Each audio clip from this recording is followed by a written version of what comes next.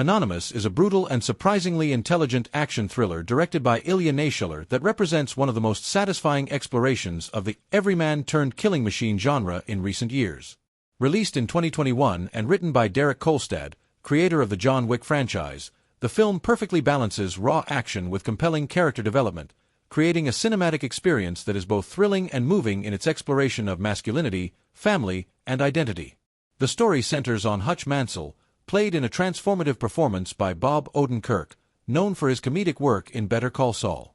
Hutch leads a monotonous suburban life as an accountant in a family-owned factory. He represents the middle-class American man lost in the daily grind, ignored by his family, underestimated by his colleagues, and resigned to a comfortable but deeply unfulfilling existence.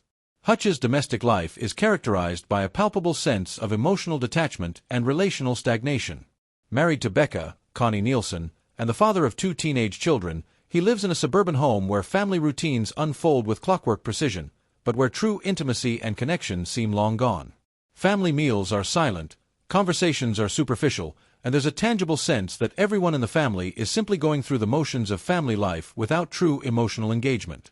This dysfunctional family dynamic is established through subtle yet powerful details that reveal just how invisible Hutch has become in his own life. The catalytic event that completely transforms the narrative's trajectory occurs one night when 2 armed, but seemingly amateur, robbers break into the Mansell family home. During this robbery, Hutch has the perfect opportunity to react violently and protect his family, even picking up a golf club and positioning himself to attack the intruders. However, at the crucial moment, when one of the robbers points a gun at his family, Hutch lowers the weapon and allows the criminals to escape with some valuables, including his daughter's precious bracelet. This split-second decision to not be violent, which Hutch makes to protect his family from a potential escalation of violence, is completely misinterpreted by everyone around him.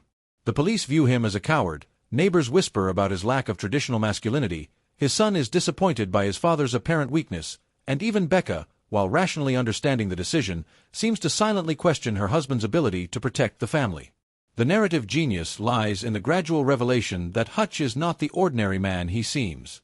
Through flashbacks, we learn that he is a highly trained former professional assassin who worked as an auditor for government agencies, someone whose job it was to eliminate targets others couldn't touch. His reputation in the underworld was legendary as someone who was literally nobody, because no one survived the encounters to tell the tale. The decision to retire was motivated by the desire to protect his family from the danger his profession posed. For years, he completely suppressed his lethal instincts, building a life based on suburban normalcy. However, accumulated frustration and public humiliation begin to erode his carefully constructed facade. The breaking point comes when she discovers that the stolen bracelet was truly treasured by her daughter. Deciding to recover it, she embarks on an investigation that escalates into a violent confrontation, reigniting her dormant instincts. The first public manifestation of this transformation occurs on a public bus at night, where Hutch encounters a group of petty Russian criminals who are intimidating other passengers.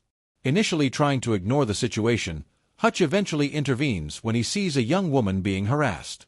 What follows is an absolutely brutal and visceral fight sequence in which Hutch systematically destroys criminals using everything from his fists to improvised weapons, revealing fighting skills that are clearly the product of decades of military training and real-world combat experience.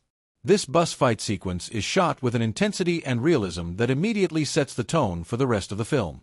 Naishuller utilizes combat choreography that emphasizes both brutality and technical precision, demonstrating that Hutch is not simply violent but methodically lethal.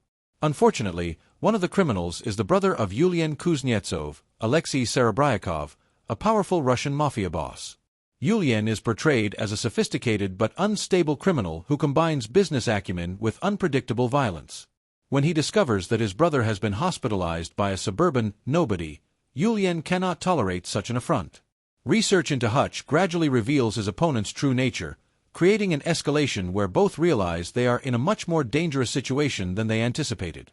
The escalation forces Hutch to draw on resources from his clandestine past, including contacts and skills kept hidden.